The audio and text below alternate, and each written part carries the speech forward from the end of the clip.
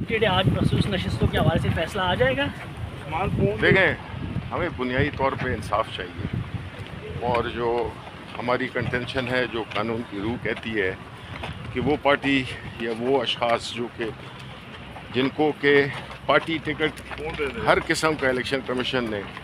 روڑے اٹکائے ہیں، آخری منٹ پر اس کو نوٹیفیکیشن نکال لیتے تھے، جس کی وجہ سے کنفیوژن پیدا کی گئی ہے، اور جو لوگ انڈیپینڈنٹ جیتے، یعنی کہ پاکستان تحریک انصاف کے مائل نافذ تھے لیکن ٹیکنیکلی وہ انڈیپینڈنٹ جیتے، ان کو انڈیپینڈنٹ کر دیا گیا الیکشن کمیشن کے ایما پہ، تو ان کو جو ہے تو متناسب نمائندگی کے اصول کے مطابق اس گروپ جس نے کہ جوائن کر دیا، اس انڈیپینڈنٹ کے گروپ نے جس نے جوائن کر دیا سنی اتحاد کونسل، ان کو وہ مخصوص نشستیں ملنی چاہیے۔ یہ بنیادی سی چیز ہے، باقی تو ساری بحثیں ہیں، ادھر ہے ادھر ہے۔ کوئی چیز ہوتی ہے قانون میں لکھی ہوئی، کچھ ہوتی ہے اسی قانون کی اسپرٹ ہوتی ہے، جو اس کی روح ہوتی ہے، اس کو آپ فالو نہیں کریں گے تو پھر اس میں سے جس طرح انسان میں سے روح نکل جائے تو وہ انسان نہیں رہتا، بس ایک اس کا لوتھڑا رہتا ہے، گوشت کا لوتھڑا رہتا ہے۔ سر، یہ کیس اتنے عرصے سے لٹکایا کیوں جا رہا ہے؟ آخر اس کی وجہ کیا ہے؟ باقی کیسز کی تو سماج یہی ہمارے ذہن میں کافی سوالات پیدا کرتی ہے کہ اس کو کیوں ڈیلے کیا گیا، جبکہ یہ ایک اوپن اینڈ شٹ کیس ہے، جس میں کہ کافی جو ایون ججز حضرات تھے ان کے ہاں بھی ذہنوں میں کلیئرٹی آ چکی تھی۔ اب ہم اس پہ ہمارے بھی ذہن میں سوال آئے کہ یہ کیوں اس کو اتنا لمبا کیا جا رہا ہے، اور دوسری بات یہ ہے کہ یہ پوائنٹ بھی ریز کیا گیا کہ ایک پارٹی ہے جس نے کہ 10 نشستیں لی ہیں، ان کو 30 نشستیں مخصوص میں مل جائیں، یہ کہاں کا انصاف ہے؟ اور یہ کس طرح سے متناسب نمائندگی کا جو قانون ہے اس کو کس طرح سے یہ ریفلیکٹ کرتا ہے؟ یہ بتائیں، خاور مانیکا کی جو اپیل تھی ہائی کورٹ میں، آج اس کو مسترد کر دی ہے۔ جو کیس ہے مین، اس میں عمران خان زیر حراست ہے، 12 تاریخ کو کہا گیا ہے کہ فیصلہ کرے، کیا سمجھتے ہیں فیصلہ آ جائے گا؟ دیکھیں، بات یہ ہے کہ یہ ابھی آرڈر جو ہے ہائی کورٹ کا جو ہے، جس میں کہ انہیں اسی بات کا اعادہ کیا ہے کہ یہ 12 تاریخ تک اس کو سنا جائے اور اس پہ فیصلہ کیا جائے۔ اب یہ آرڈر جو ہے تو سیشن کورٹ میں جانا ہے۔ اب ہماری کوشش یہی ہے کہ وہ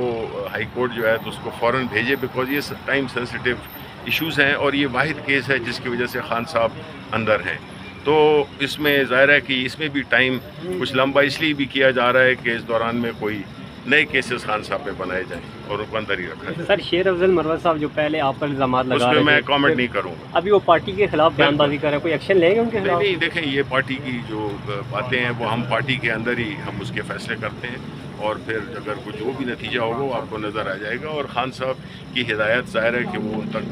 باتیں پہنچی ہوں گی تو وہ اپنا ہمیں گائیڈنس دیں گے اور اس کے مطابق فیصلہ ہوگا، لیکن یہ ہماری پارٹی کا اندرونی مسئلہ ہے۔ محرم کے بعد اسلام آباد میں جلسہ ہوگا کیا پھر؟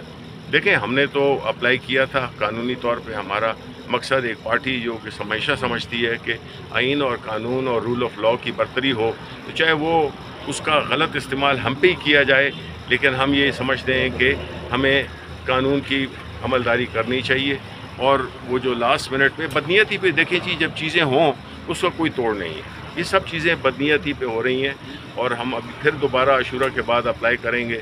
اور ہم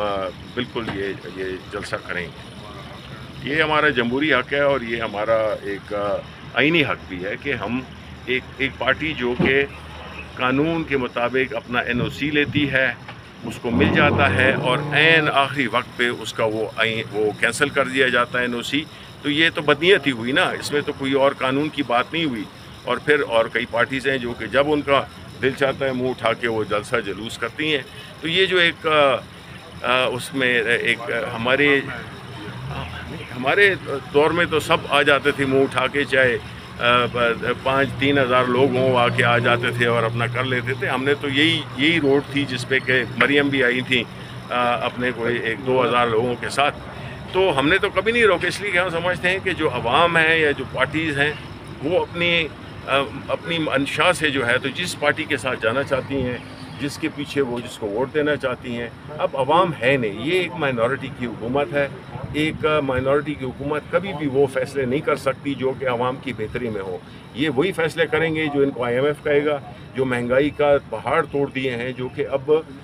ناممکن ہو گیا ہے. غریب آدمی کیا کہ مڈل کلاس, ہر کلاس جو ہے نا وہ 2 سے 3 نوچز نیچے آئی ہے. ان کا معیار زندگی جو ہے وہ نیچے کی طرف آیا ہے اور مزید نیچے کی طرف جا رہا ہے. تو اب یہ فیصلے جو سخت فیصلے ہیں وہ ظاہر ہے کہ وہ کٹ پتلی لوگ نہیں لے سکتے, کٹ پتلی حکومتیں نہیں لے سکتی ہیں. وہ عوام کے جو حقیقی نمائندے ہوں گے وہی یہ فیصلے لے سکتے ہیں, کیونکہ پیچھے عوام کھڑی ہے. ایسے سخت فیصلے جس طرح کے ہو رہے ہیں اس کے پیچھے عوام نہیں ہے, اور یہ آپ نے دیکھ بھی لیا, 8 فروری کو بھی دیکھ لیا اور آپ آگے بھی دیکھیں گے. Thank you. Thank you.